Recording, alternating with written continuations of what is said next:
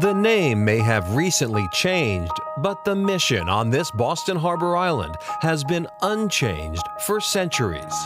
Particularly around the 1800s, it was decided that this island would be dedicated to providing education to young people who were from circumstances outside of their control. And the beauty of that is it's the first time, in my opinion, of Boston taking care of its youth.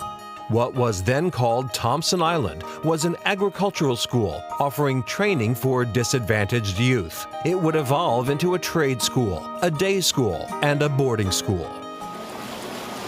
Today, it still welcomes hundreds of Boston school children who take a short ferry ride from the seaport to an island that is just offshore, but still quite distant from their neighborhoods.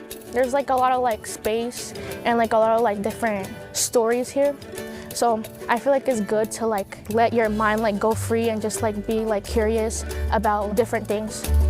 They come to an outward bound program that has operated here since 1988 and currently brings Boston's 6th to 8th graders out for field trips and overnights. Activities are designed to teach cooperation, resiliency, and much more. Seeing it in person and actually getting to interact with the environment was really fun. We kind of got some lessons, like science lessons, on top of getting to see it firsthand. It's interesting because I really like to be outside in the nature and stuff. So there's a whole island of nature. Sylvia Watts McKinney is president and CEO of the program, now renamed as the Kathleen Stone Island Outward Bound School, following a $12 million donation from the Stone Family Foundation, a donation that will bring new programs and eventually offer them to high school students as well. When they go back to school, what we understand from talking to principals is that the culture of their community does change. Because now young people have had a different experience on the outside and they're able to bring that positive energy into the classroom and into the schools. On our visit, students from the Dearborn Middle School are finding out about the environmental forces that continue to shape the island and the harbor to this day. They are participating in team-building exercises and learning about trust. We have goals with every course. Welcome to the wall. Instructor Julian Langsher is helping students navigate an obstacle wall. The reach goal was personal relevance. We talked about that metaphor of the wall and what a wall is in their life back home and different ways that they can support their peers and they enjoy receiving support from others. I feel kind of great because not a lot of people have these type of opportunities, and it teaches us how to get teamwork and trust. I think it's good for us to be outside and get to experience these activities because they're really fun.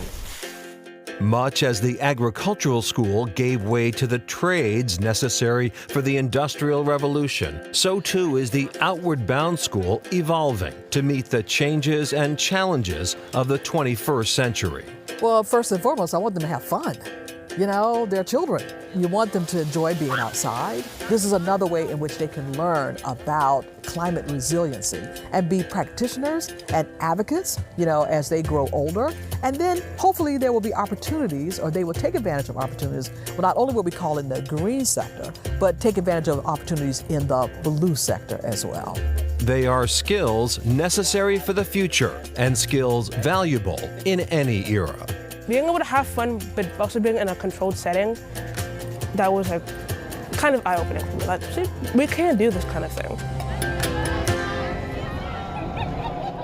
And more on that name change. In 1994, attorney Kathleen Stone became Boston's first chief of environmental services. Right, she was also part of the team that helped get the Harbor Islands recognized as a national park, and it's really her long history of environmental stewardship and obviously the donation that are recognized with the renaming of Thompson Island to the Kathleen Stone Island. All right, up next, a potential climate breakthrough.